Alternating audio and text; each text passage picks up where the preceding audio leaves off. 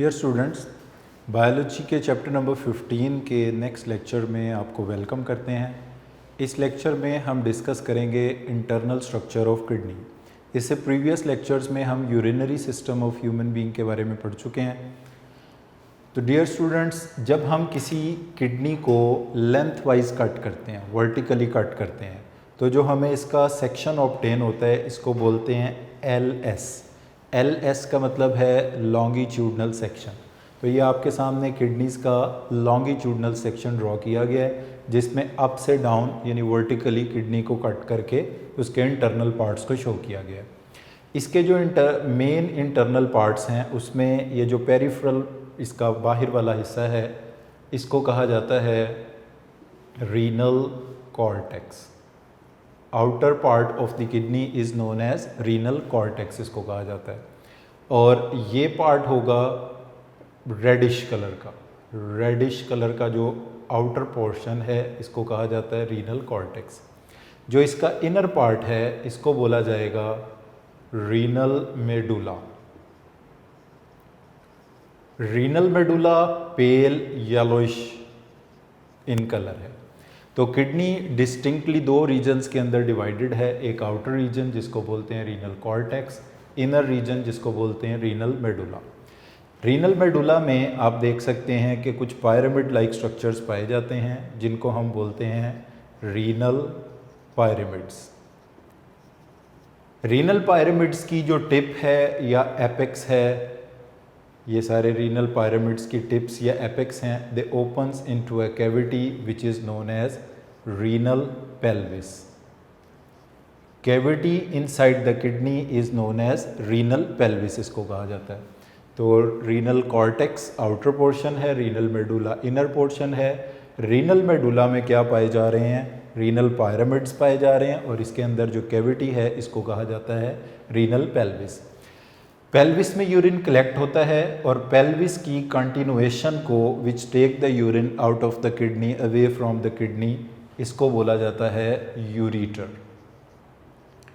It will be called as ureter इसको कहा जाएगा।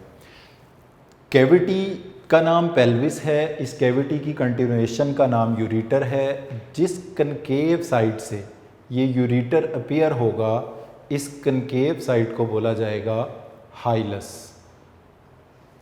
डियर स्टूडेंट्स, यहाँ पर आपने हाइलस और पेल्विस में डिफरेंस याद रखना है, दोनों एक चीज़ों का नाम नहीं है। किडनी के अंदर पाई जाने वाली इस कैविटी को, इस स्पेस को कहा जाता है रीनल पेल्विस जिसमें यूरिन कलेक्ट होता है।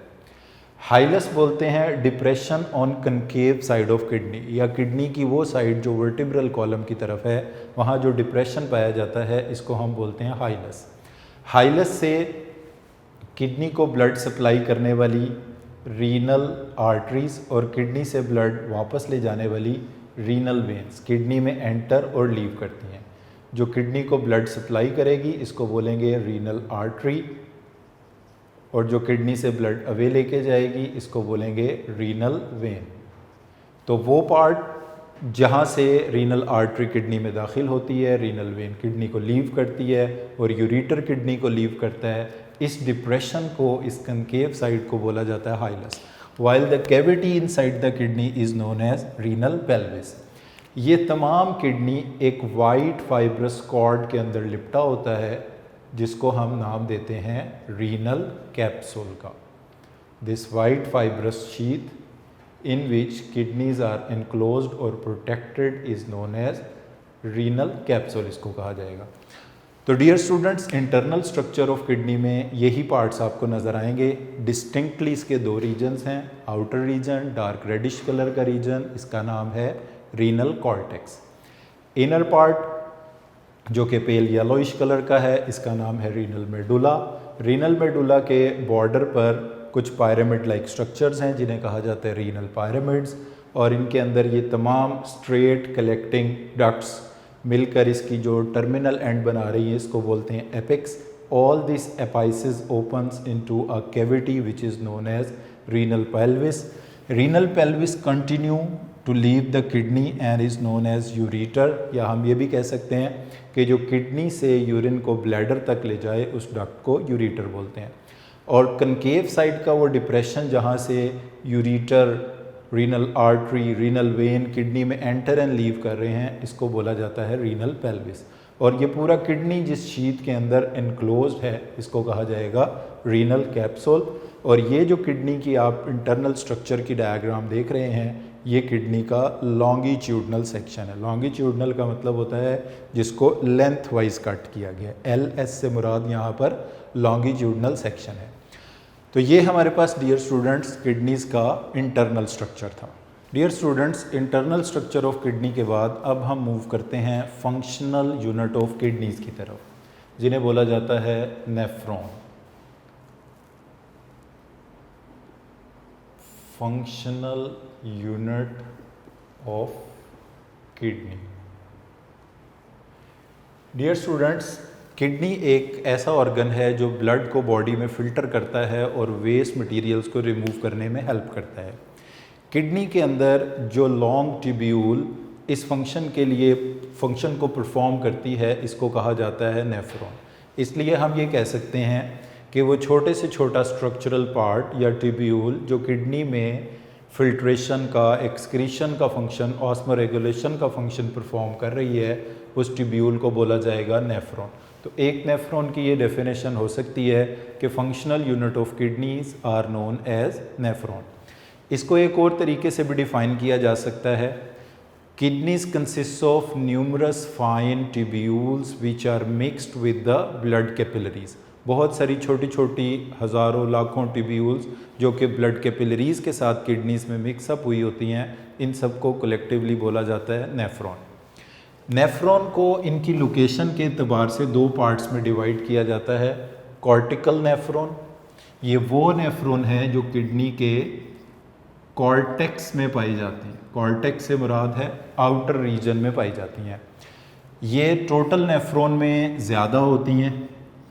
80 to 85% of the nephrons are cortical nephron, which are arranged along the border of the kidneys, in the outer region of the kidneys या in the cortex में पाए जाते हैं।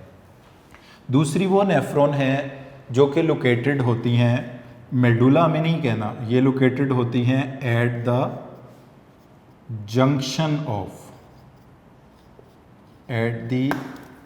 Junction of cortex and medulla. वो nephron जो cortex और medulla के junction पर लोकेटेड हों, इनको कहा जाता है जुक्स्टा मेडुलरी नेफ्रॉन। ये टोटल नेफ्रॉन का 15 से 20% होते हैं। And these nephrons are instrumental in production of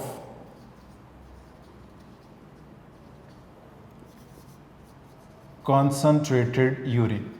ये वो नेफ्रॉन है जो कंसनट्रेटेड यूरिन प्रोड्यूस करने में मेजर रोल प्ले करते हैं। तो डियर स्टूडेंट्स, नेफ्रॉन की दो टाइप्स हैं। कॉर्टिकल नेफ्रॉन जो कि 80 to 85% हैं, मोस्टली हैं, मेजॉरिटी हैं, किडनीज़ के कॉर्टेक्स में पाए जाते हैं।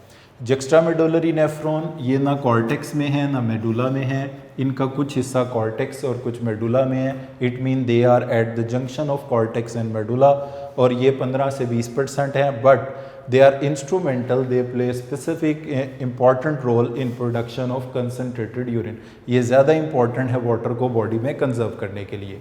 अब अगर हम इन कॉर्टिकल नेफ्रॉन और जुक्स्टामेडुलरी नेफ्रॉन की लोकेशन इस डायग्राम में देखें, तो इस आउटर रीजन को आप देख सकते हैं कि ये कॉर्टेक्स है। कॉर्टेक्स के करीब जो नेफ्रॉन मौजूद है, इसका बोमेन कैप्सूल, इसकी प्रॉक्सिमल टिब्यूल, इसका लूप ऑफ हेनले, इसकी डिस्टल टिब्यूल, ये इसके तमाम पार्ट्स, वो नेफ्रॉन जिसके तमाम के तमाम पार्ट्स कॉर्टेक्स में मौजूद हैं, इसको कहा जाएगा कॉर्टिकल नेफ्रॉन। और ऑन दी अदर हैंड वो नेफ्रॉन जिसका कुछ हिस्सा कॉर्टेक्स में है और कुछ हिस्सा इसका मेडुला में है, इस नेफ्रॉन को कहा जाएगा जुक्स्टामेडुलरी नेफ्रॉन। तो वो नेफ्रॉन जो कॉर्टेक्स और मेडुला के जंक्शन पर हैं, ये जुक्स्टामेडुलरी नेफ्रॉन, और ये जो बिल्कुल किडनीज़ के बॉर्डर पर आउटर पोर्शन के अंदर हैं, इनको कहा जाता है कॉर्टिकल नेफ्रॉन्स, इनको कहा जाता है। इसके बाद हम नेफ्रॉन के मेजर स्ट्रक्चरल पार्ट्स और उनकी ब्लड सप्लाई की तरफ मूव करते हैं। तो नेफ्रॉन्स की टाइप के बाद अब हम पढ़ने जा रहे हैं कि नेफ्रॉन में कौन कौन से इंपॉर्टेंट स्ट्रक्चर्स इन्वॉल्व हैं। नेफ्रॉन के इंटरनल स्ट्रक्चर में डियर स्टूडेंट्स हम देखते हैं कि जो सबसे पहला पार्ट इसमें मौजूद है वो एक कप शेप पार्ट है, एक कप लाइक पार्ट है जिसको नाम दिया जाता है बोमेन्स कैप्सूल का। इसको अगर हम ड्रॉ करें तो इस तरह से पहला जो सबसे इम्पॉर्टेंट पार्ट नेफ्रॉन का है वो इस तरह का एक कप शेप पार्ट है, प्याला नुमा हिस्सा है जिसको हम कहते हैं बोमेन्स कैप्सूल। अब ये बोमेन कैप्सूल इसको नाम दिया गया है जिसने इसको डिस्कवर किया, बोमेन पर्सन का नाम है, वहाँ से इसका नाम रखा गया है। इसकी ये जो सबसे इनर मोस्ट सेल्स की लेयर आपको नज़र आ रही है, एपिथेलियल सेल्स, ये इसके फंक्शन में एक बहुत ही अहम सिग्निफिकेंट रोल प्ले करते हैं। इन एपिथेलियल सेल्स को कहा जाता है पोडोसाइट्स हैं। तो ये एपिथेलियल सेल्स मगर इनको कहा जाता है पोडोसाइट्स। इनकी ख़ास बात ये है कि इन पोडोसाइट्स के दरमियान जो खाली जगह हैं, जो इंटरसेलुलर स्पेसेस हैं, इंटरसेलुलर का मतलब होता है स्पेसेस बिटवीन द सेल्स, ये यहाँ पर क्लियरली विजिबल है कि इंटरसेलुलर स्पेसेस इनके अंदर ज़्यादा हैं। तो इनर वॉल बोमेन कैप्सूल की पोरस है। तो अगर आपसे पूछा जाता है कि बोमेन कैप्सूल की वॉल में जो पोर्स हैं वो कौन बनाते हैं, तो इनको एपिथेलियल सेल्स बनाते हैं। उन एपिथेलियल सेल्स का नाम है पोडोसाइट। तो नेफ्रॉन का पहला हिस्सा जो कि एक कप शेप पार्ट है, एक प्याला नुमा हिस्सा है, इसको नाम दिया जाएगा बोमेन्स कैप्सूल का, बोमेन्स कैप्सूल। और बोमेन्स कैप्सूल के अंदर जो एपिथेलियल सेल्स की लेयर है उन सेल्स को कहा जाएगा पोडोसाइट्स। इनके दरमियान इंटरसेलुलर स्पेसेस वाइड हैं जो इनके फंक्शन को परफॉर्म करने में यहाँ पर मददगार होंगे। इसके बाद एक कॉन्वोलेटेड पार्ट यहाँ पर आता है, इसको हम नाम देंगे फर्स्ट कॉन्वोलेटेड पार्ट का। फर्स्ट कॉन्वोलेटेड पार्ट को कहा जाएगा प्रॉक्सिमल कॉन्वोलेटेड टिब्यूल, या सिर्फ आप इसको प्रॉक्सिमल टिब्यूल भी कह सकते हैं, प्रॉक्सिमल कॉन्वोलेटेड टिब्यूल भी कह सकते हैं, जिसको हम एब्रीवेट करते हैं PCT से। तो बोमेन कैप्सूल के बाद जो इमीडिएट वेरी नेक्स्ट पार्ट है ये है PCT। PCT का फुल नेम है प्रॉक्सिमल कॉन्वोलेटेड टिब्यूल, या फर्स्ट कॉन्वोलेटेड पार्ट भी इसको हम बोलते हैं।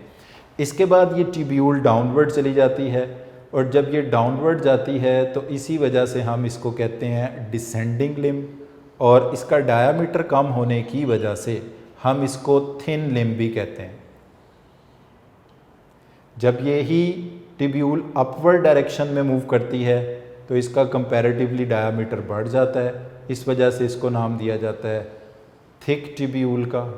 फिर अनदर एक और यहाँ पर कॉन्वोलेटेड पार्ट स्टार्ट हो जाता है। तो ये आप देख रहे हैं पहला कॉन्वोलेटेड हिस्सा है प्रॉक्सिमल कॉन्वोलेटेड टिब्यूल। ये दूसरा कॉन्वोलेटेड पार्ट है, इसको कहते हैं DCT, डिस्टल कॉन्वोलेटेड टिब्यूल।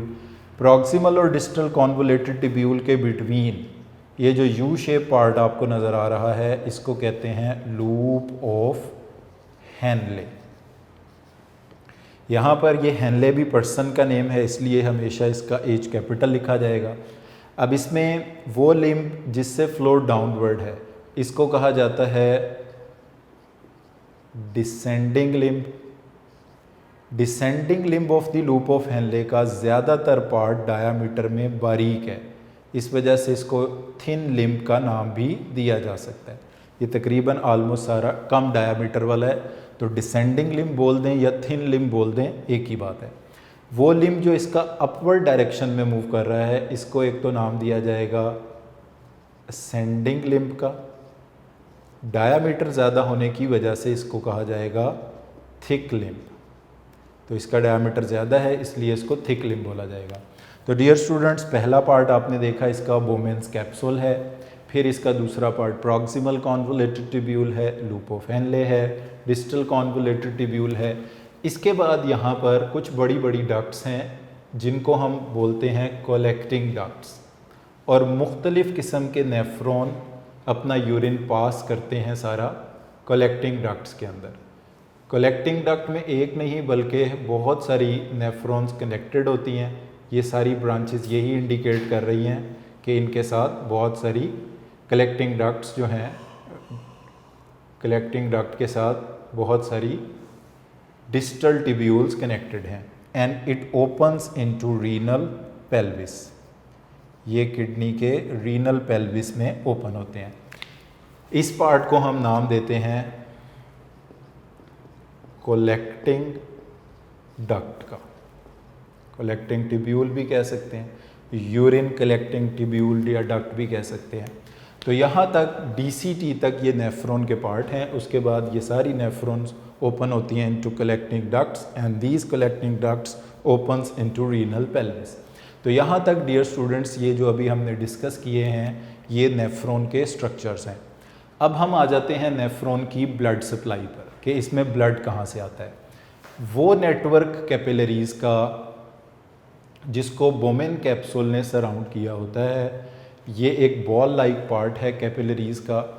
इसको नाम दिया जाता है ग्लोमेरुलस का, प्लूरल इसका ग्लोमेरुलाई है।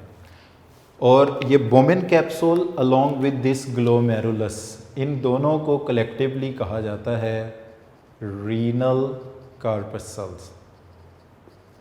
ये दोनों कलेक्टिवली रीनल कार्पसल्स कहलाते हैं।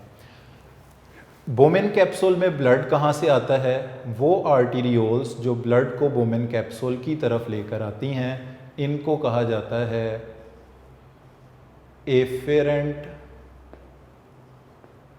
arterioles. Those vessels which carry blood towards the glomerulus, they are known as afferent arterioles, and which take blood away from the glomerulus. जो glomerulus से blood को away लेकर जाएंगी, इसको कहा जाएगा efferent arterioles. ये स्पेलिंग में फ़र्क है, ये efferent E से स्टार्ट हो रहा है और पहले वाला efferent A से स्टार्ट हो रहा है। तो efferent arterioles will carry blood towards the glomerulus, efferent arterioles will carry blood away from the glomerulus. ये efferent arterioles बैक साइड पर मूव करते हुए प्रॉक्सिमल और डिस्टल टिब्यूल्स को सराउंड कर लेंगी। वो कैपिलरीज जो प्रॉक्सिमल और डिस्टल टिब्यूल्स को सराउंड कर लें, इनको कहा जाता है पेरीटिब्यूलर कैपिलरीज। पेरीटिब्यूलर कैपिलरीज ही डिसेंड होकर लूप ऑफ हेनले को सराउंड करती हैं और इनका वो पार्ट जो लूप ऑफ हेनले को सराउंड करे, इसको कहते हैं vasa recta. An additional cluster of capillaries over the loop of Henle is known as vasa recta. ये वाजा रेक्टा मिलकर यहाँ से बनाते हैं वेन्यूल्स। स्मॉल वेन्स को कहा जाता है venules, and these venules will combine to make renal vein which carry blood back from the kidney, जो किडनी से ब्लड को वापस ले जाते हैं।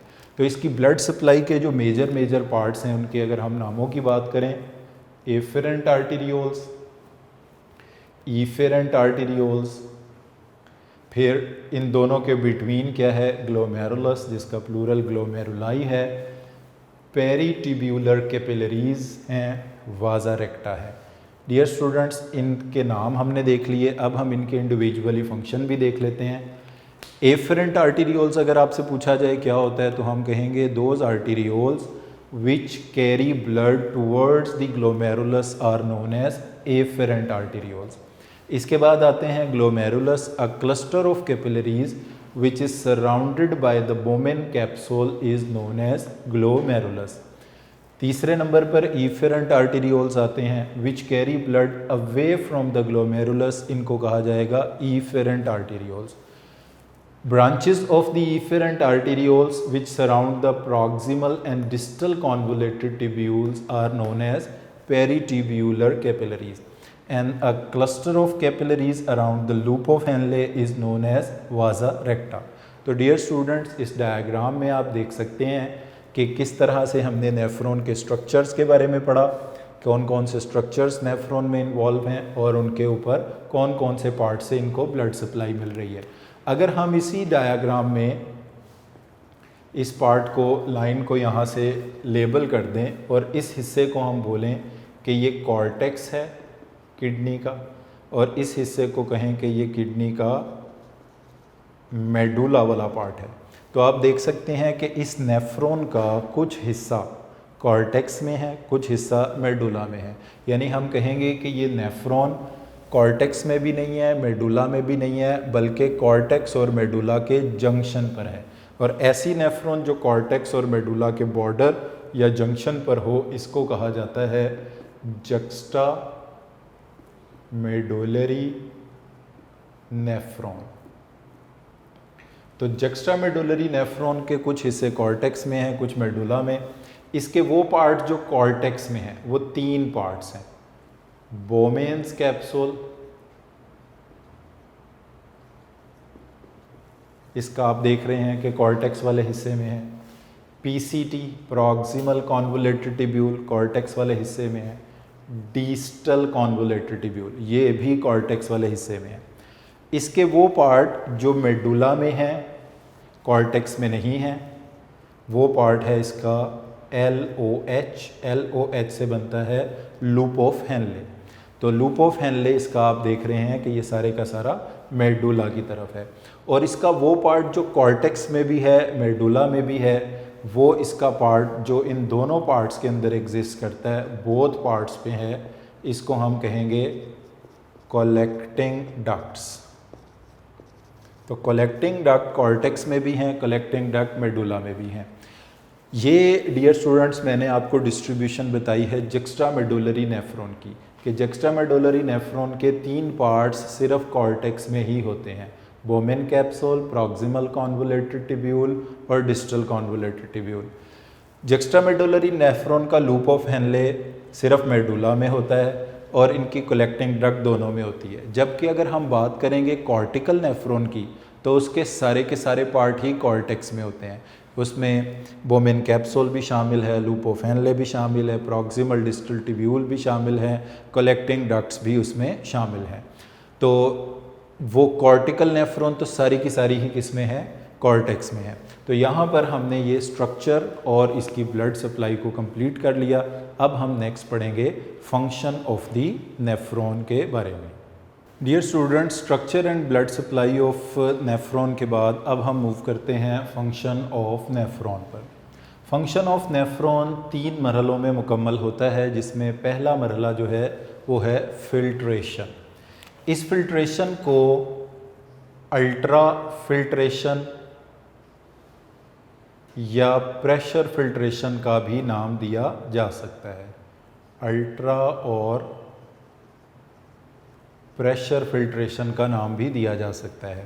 उसकी वजह यह होती है कि नॉर्मली फ़िल्ट्रेशन का प्रोसेस एक सेपरेटिंग टेक्निक है, जिसमें चीज़ों को फ़िल्ट्रेशन के ज़रिए अलहदा किया जाता है।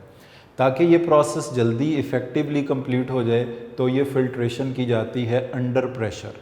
तो नॉर्मल फ़िल्ट्रेशन का ही प्रोसेस है, but if it take place under pressure तो इसको हम कहते हैं अल्ट्रा फिल्ट्रेशन या प्रेशर फिल्ट्रेशन। तो नेक्स्ट क्वेश्चन आता है कि इस अल्ट्रा फिल्ट्रेशन या प्रेशर फिल्ट्रेशन के लिए प्रेशर कौन प्रोवाइड करता है। Here pressure for filtration is provided by blood pressure. तो यहाँ से एक बात एविडेंट है, क्लियर है कि अगर ब्लड प्रेशर में वेरिएशन होगी तो फिल्ट्रेशन के प्रोसेस में भी वेरिएशन होगी। ब्लड प्रेशर का कम ज़्यादा होना फिल्ट्रेशन के प्रोसेस को मुतासिर करेगा, अफेक्ट करेगा। नेफ्रॉन में कहाँ पर ये फिल्ट्रेशन का प्रोसेस होता है, ये प्रोसेस होता है रीनल कार्पसल्स पर। रीनल कार्पसल्स अभी हम पहले पढ़ चुके हैं कि cup shape part Bowman capsule और उसके अंदर पाए जाने वाले क्लस्टर ऑफ कैपिलरीज़ को मजमूई तौर पर कहा जाता है रीनल कार्पसल।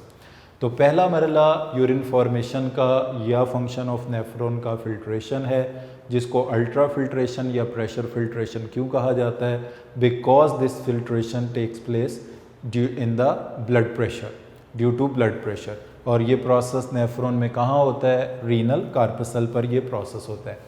इस चीज़ को अगर हम डायग्रामेटिकली रिप्रेजेंट करें तो इस तरह से ये हम देख सकते हैं कि ये हमारे पास बोमेन्स कैप्सूल है।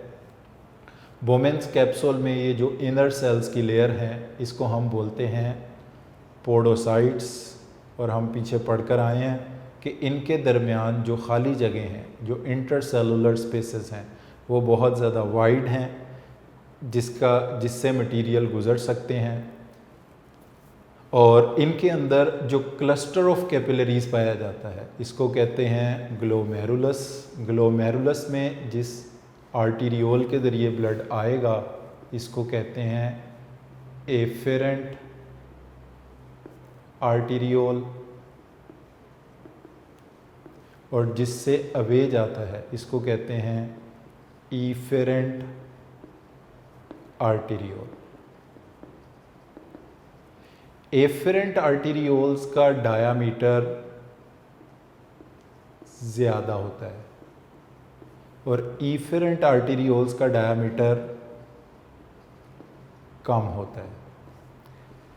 इसका मतलब है कि जब एफेरेंट आर्टीरियोल से ब्लड आएगा और वो किस में इकट्ठा हो जाएगा, ग्लोमेरुलस में इकट्ठा हो जाएगा। ब्लड के आने की रफ्तार ज़्यादा होगी, यहाँ से वापस जाने की रफ्तार कम होगी, क्योंकि इफेरेंट आर्टीरियोल्स का डायमीटर कम है और एफेरेंट आर्टीरियोल्स का डायमीटर ज़्यादा है। तो यहाँ पर ब्लड इकट्ठा हो जाएगा और ब्लड के अंदर प्रेशर बढ़ेगा, और ब्लड का कुछ हिस्सा ब्लड कैपिलरीज से और पोडोसाइट्स की इंटरसेलुलर स्पेसेस से निकलकर बोमेन कैप्सूल की इस कैविटी के अंदर दाखिल हो जाएगा, जिसको कहा जाता है ल्यूमेन। जो मटेरियल ब्लड, जिन चीज़ों का साइज़ इन पोर्स के साइज़ से छोटा होगा वो तो फ़िल्टर हो जाएंगी, यानी जो चीज़ें गुजर जाएंगी वो फ़िल्टर हो गई। जिन चीज़ों का साइज़ इन पोर्स के साइज़ से छोटा होगा वो फ़िल्टर नहीं हो पाएंगी। तो तमाम वो मटेरियल जो इस बोमेन्स कैप्सूल के ल्यूमिन में दाखिल हो जाएंगे, इनको हम नाम देंगे ग्लोमेरुलर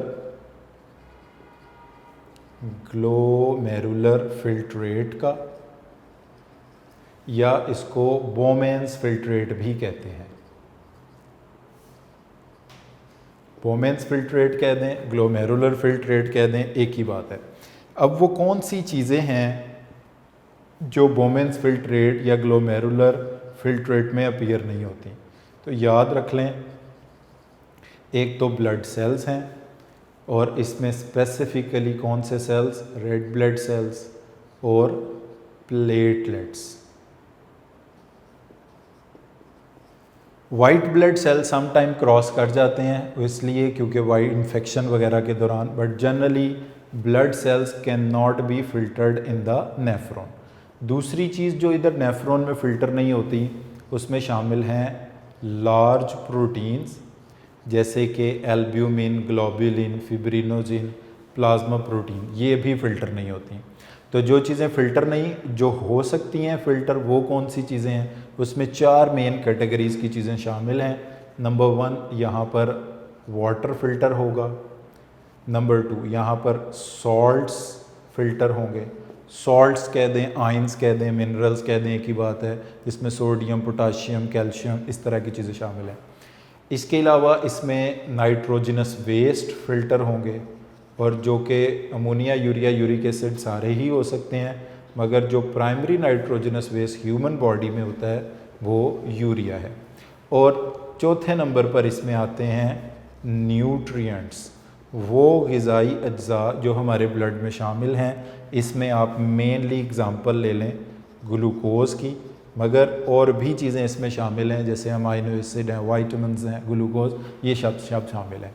तो ग्लोमेरुलर फिल्ट्रेट की या बोमेन्स फिल्ट्रेट की क्या कॉम्पोजिशन है? अगर आपसे पूछा जाता है कि बोमेन्स फिल्ट्रेट, ग्लोमेरुलर फिल्ट्रेट किस चीज़ का बना हुआ है, तो it consist of large amount of water, number of salts, ions, minerals which include specifically sodium, chloride, potassium, calcium etc. Nitrogenous waste में मेनली इसमें यूरिया शामिल है, बाकी भी इसमें नाइट्रोजनस वेस्ट हैं। न्यूट्रिएंट्स में इसमें glucose, amino acid, fatty acid, vitamins, ये सारे इसमें शामिल हैं। तो पहला process function of the nephron का है फिल्ट्रेशन। यहाँ पर एक और चीज़ याद रख लें कि अगर आपसे पूछा जाए कि फ़िल्ट्रेशन में मटेरियल्स किधर मूव करते हैं, तो हम कहेंगे कि फ़िल्ट्रेशन में मटेरियल्स मूव करते हैं from blood to the lumen of nephron.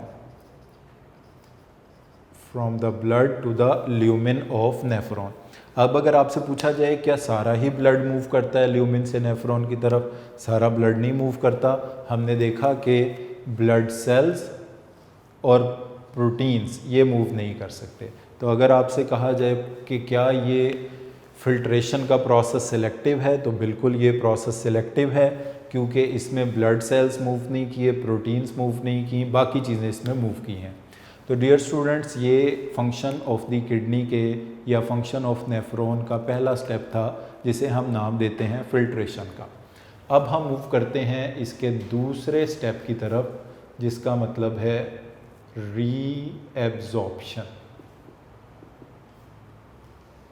दूसरा स्टेप जो urine function of the nephron के हवाले से है वो है रीएब्जॉर्प्शन का। अगर हम नेफ्रॉन के स्ट्रक्चर को रिकॉल करें तो प्रॉक्सिमल टिब्यूल, उसके बाद लूप ऑफ हेनले, उसके बाद डिस्टल टिब्यूल और फिर लास्ट में इसमें कलेक्टिंग डक्ट शामिल है। तो यहाँ पर हमने देखा कि जो मटेरियल इस बोमेन कैप्सूल में आ गया उसको हमने कहा ग्लोमेरुलर या बोमेन फिल्ट्रेट है। ग्लोमेरुलर या बोमेन फिल्ट्रेट से ज़रूरी चीज़ों का वापस ब्लड में चले जाना, जैसे कि हम कहते हैं कि ज़्यादातर यूज़फुल चीज़ें कहाँ रीअब्जॉर्ब होती हैं, प्रॉक्सिमल कॉन्वोलेटेड टिब्यूल में, जैसे कि बहुत ज़्यादा मिकदार में सोडियम, पानी और ग्लूकोज वो रीअब्जॉर्ब होके वापस ब्लड में चला जाता है। देखें इसका नाम रीअब्जॉर्प्शन क्यों रखा है। यहाँ पर हमने कहा था movement of material from the blood to the lumen of nephron, इसको कहा जाता है फिल्ट्रेशन। यहाँ पर वो ये मटेरियल फिल्ट्रेट से वापस ब्लड में चले जाएंगे। फिल्ट्रेट में जो चीज़ें मौजूद हैं यहाँ से निकलकर वापस ब्लड में चली जाएंगी। बट रिमेंबर, सिर्फ यूज़फुल चीज़ें वापस जाएंगी, वेस्ट चीज़ें वापस नहीं जाएंगी।